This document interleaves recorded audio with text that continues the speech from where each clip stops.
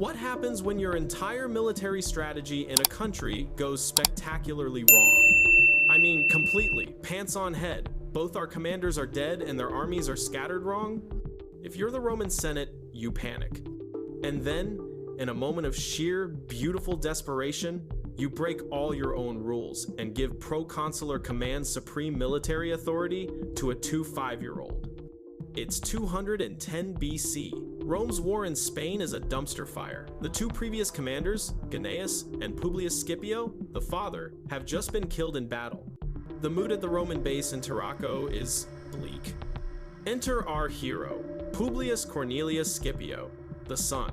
He's charismatic, he's handsome, and he's convinced he's buddies with the gods. He gathers his officers, men who are decades his senior. He unrolls a map. The officers lean in, expecting a plan to avenge his father. Instead, Scipio taps a spot on the coast, hundreds of miles away from the three main Carthaginian armies. "We are going here," he says. This isn't just a city. This is New Carthage, the Carthaginian capital of Spain.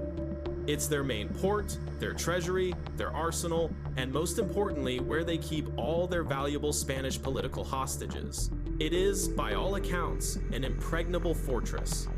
And all three Carthaginian generals, Mago Barca, Hasdrubal Barca, and Hasdrubal Gisco, are nowhere near it because they know it's impregnable. Scipio's plan? To march 27,000 men across 300 miles of hostile territory in secret and take the city. Just take it. But Scipio just smiles, that stupid, beautiful, God-touched smile. He doesn't just have a plan, he has a secret. In the spring of 209 BC, Scipio takes 25,000 legionaries and 5,000 allied troops and just vanishes. While the three Carthaginian armies are busy putting out fires, arguing about pay, and generally being distracted over there, Scipio is leading one of the fastest, most brutal forced marches in Roman history. He's marching his men 300 miles in 7 days. That's over 40 miles a day, in full kit through enemy territory. They arrive at New Carthage so fast, the city doesn't even have time to register the threat. Inside the walls, the Carthaginian commander, also named Mago, because Carthage really needed more baby names, is having a lovely morning. Suddenly, a scout runs in, pointing. "Sir, there's Rome outside." Mago isn't that worried. New Carthage is a geographical nightmare for an attacker. It sits on a peninsula, protected on the east and south by the Mediterranean, and on the west by a massive, shallow lagoon. The only way in is a narrow, heavily fortified isthmus to the north. Mago has his 2,000 citizen militia and 1,000 professional troops. He figures he can hold out for months. Scipio gathers his men. They are exhausted, but he points to the city. That, he says, is the treasury of Spain. Tonight, we sleep inside it. Then, he lets them in on his little secret. He'd spent the winter interrogating local fishermen, and those fishermen told him something very interesting about that impregnable lagoon. It's tidal, and every afternoon, the water gets so low, you can just walk across it. The plan is set. Scipio, however, is not a man who just waits for low tide. He's a showman. He needs flair. At mid-morning, he gives the order, not for the lagoon, but for the main gate, the only place Mago expects him to attack.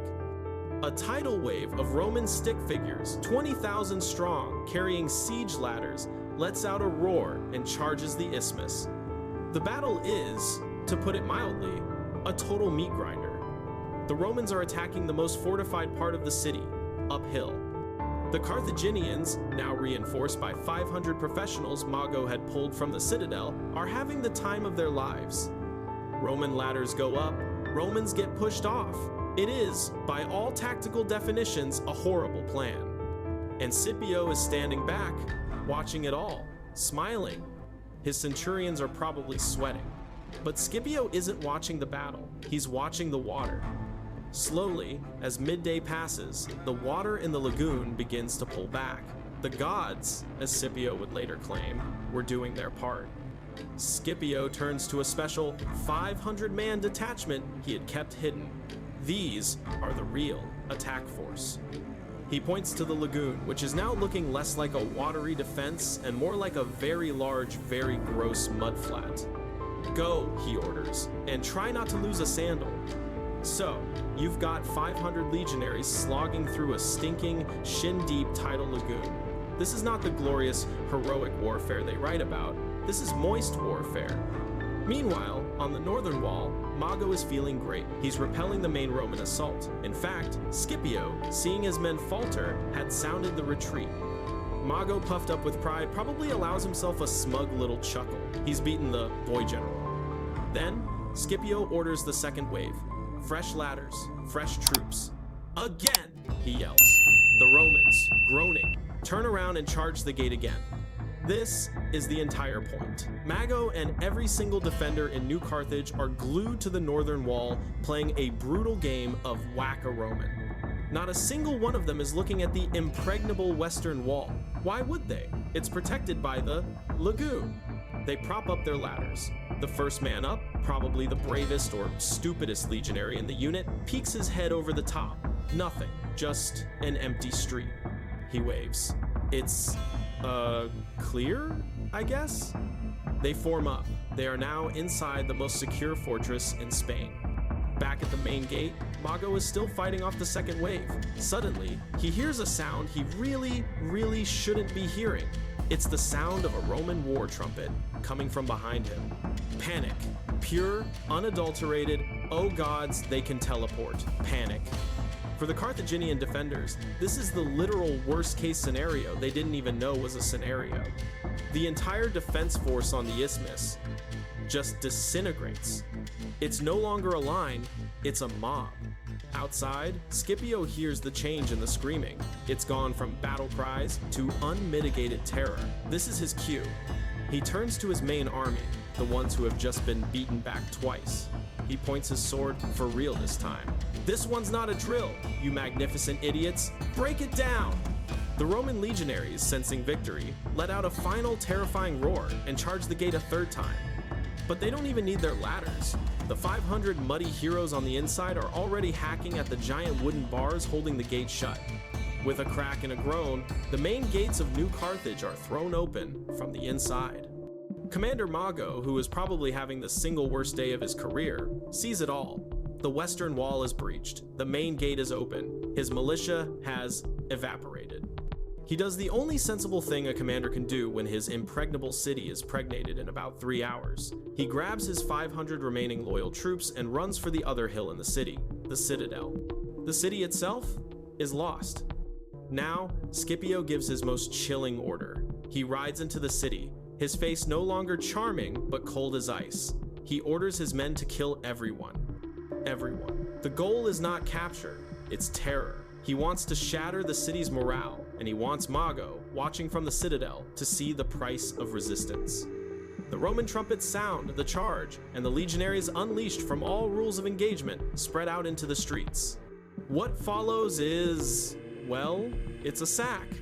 This is the part of the show where the Romans get to do their other job, the one they don't put in the recruiting pamphlets, but is, let's be honest, a huge perk of the gig. For several hours, New Carthage becomes a living nightmare. Scipio's men, now acting less like an army and more like a horde of extremely violent, over-caffeinated accountants, are liquidating assets. The trumpets continue to blare, the signal for no mercy. It's a calculated, psychological operation. Meanwhile, up on the Citadel, Mago and his 500 remaining men are watching this. They are on a tiny, fortified hill, inside a city that is now 90% full of very angry, very rich Romans. Their options are starve, die of thirst, be on the receiving end of a very personal, very small-scale siege by 25,000 men who are now extremely warmed up. Mago chooses option 4, begging for his life. As the sun begins to set, Mago surrenders the Citadel, unconditionally. And then, as if flipping a switch, Scipio, the man who just ordered a citywide massacre, becomes the good guy. The second Mago gives up, Scipio sounds the trumpets again, a different call this time. The order is given: stop killing, start cataloging. The sack is over. The terror has worked. In a single day, with a plan that was part genius, part psychopathy, and part marine biology, Publius Cornelius Scipio, the 5-year-old kid, has done the impossible. He hasn't just captured a city, he's captured the heart of Carthaginian Spain, its treasury, its arsenal, its port, and, most importantly, its secrets. The next morning, Scipio's men are counting the loot, and it is a lot. But Scipio isn't looking at the gold, he's looking at the people. His legionaries herd the other treasure into the main square, the Spanish hostages. These aren't just randoms, these are the sons, daughters, and wives of every important Iberian chieftain in Spain, held by Carthage to ensure their loyalty.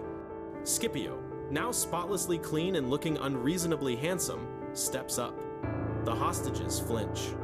He tells them to stop crying. He tells them he knows they're here against their will. He tells them that Rome is their friend.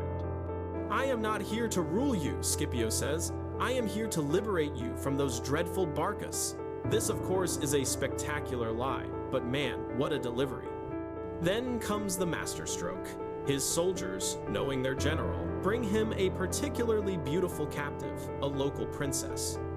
Scipio, in a move of pure galaxy-brain public relations, finds out she's engaged to a powerful local chieftain named Audacious. Scipio sends for him. Scipio sits him down. He brings out the princess. Audacious prepares for the worst.